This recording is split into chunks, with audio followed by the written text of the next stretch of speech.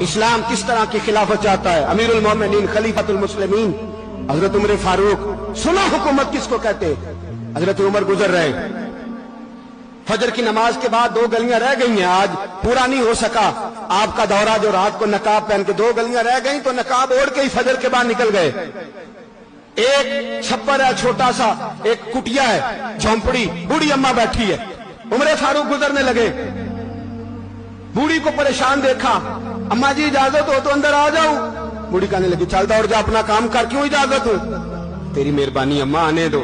کیا دوڑ جا؟ تیری مہربانی اماں گزارش ہے، چلو آ جاؤ. حضرت عمر فاروق فرمایا کرتے تھے میں نے اس عورت سے آئین سیکھا ہے، آئین، میں نے اس سے قانون سیکھا ہے، اس بوڑھی عورت سے. اندر آ گئے عمر فاروق. اماں کیا پریشانی ہے، کیا بات؟ اماں کہنے لگی خامد انتقال کر گیا، اولاد اللہ، میں غریب ہوں، 3 دن سے روٹی نہیں کھائی، 25 دینار کا قرضہ چڑھ گیا ہے، مجھے عمر فاروق سے بڑی شکایت ہے. اس نے میرا حال ہی نہیں پوچھا. حضرت عمر کہتے تھے مجھے اس نے دستور اور آئین سکھایا. کہنے لگے شکوہ ہے، عمر آیا ہی نہیں. حضرت عمر کہنے لگے اماں، عمر کو کیا پتا کہ تو اس حال میں ہے. اماں دستور بیان کرتی ہے، اماں جمہوریت کا اعلان کرتی ہے، کہتی ہے نہیں پتا عمر کو تو عمر سے کہو چھوڑ دے حکومت، اس کے حوالے کرے جو خبر رکھ سکتا ہے. نہ ادھر ادھر کی تو بات کر، یہ بتا کہ قافلہ کیوں لٹا. مجھے رہزنوں سے غرض نہیں، تیری رہبری کا سوال ہے. عمر سے کہو چھوڑے حکومت، اس کو دے جو پتہ رکھ سکتا ہے. حضرت سیدنا نافع فرماتے ہیں جس کے سامنے کسرا اور روم کے بادشاہ کانپا کرتے تھے، میں نے اس عمر کو بوڑھی اماں کے سامنے کانپتے ہوئے دیکھا ہے. راشا کاری ہے عمر فاروق کا. دوڑے گئے، 25 دینار لائے، راشن رکھ کے لائے، روٹیاں پکائیں، بوڑھی اماں کو کھلائیں. کہنے لگے اماں 25 دینار لے لے اور چل، غلطی ہو گئی، عمر کو معاف کر دے. اماں بول کے کہنے لگی میں نہیں معاف کرتی، میں تو پکا پھل ہوں، بس گرنے والی ہوں. ایک دفعہ قبر میں جا لینے دے، میرے رسول آئیں گے تو میں عمر کی شکایت کروں.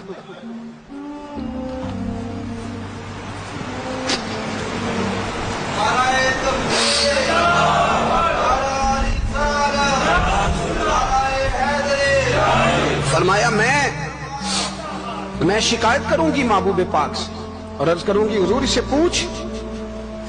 اس کو نگران بنایا گیا، اس نے مجھ بیوہ اور لوارث کی خبر ہی نہیں لی. یہ ہے آئین اسلام، یہ ہے دستور مصطفیٰ کریم صلی اللہ علیہ وسلم.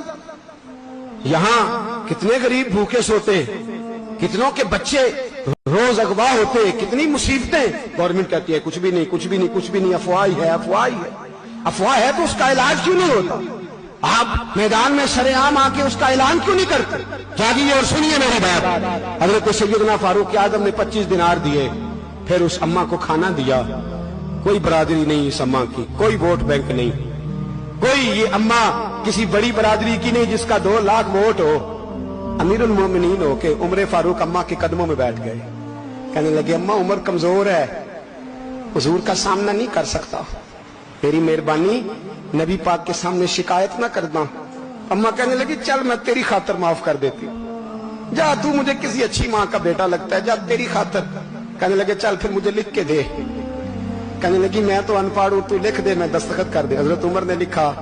ایک بوڑھی اماں کو شکایت تھی خطاب کے بیٹے عمر سے، اور پھر وہ معاف ہو گئی. اماں کہ یہ دستخط کر دو. اماں کے آگے کیا تو حضرت علی آ گئے، حضرت عبداللہ ابن مسعود آ گئے. کہنے لگے عمر یہاں پھر رہے ہو، میں سارے مدینے میں ڈھونڈ رہا تھا. اماں اٹھ کے کھڑی ہو گئی، آئے میں مر گئی، یہ عمر تھا، یہ میں نے کیا کیا؟